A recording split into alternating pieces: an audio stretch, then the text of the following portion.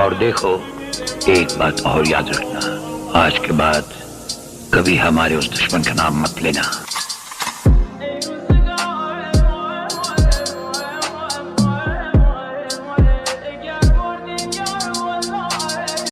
কি হয়েছে ভাই তোমার? টাকা দিয়ে গেছে গা। কেডা? একটা মাইয়া। কতদিন রিলেশন করছিল? 5 দিন। হ্যাঁ 5 দিনই জায়গা গেছো। তোর বিয়া কবে? কালকে। কালিয়া দিয়া। তোমার কাছে না আমার কাছে।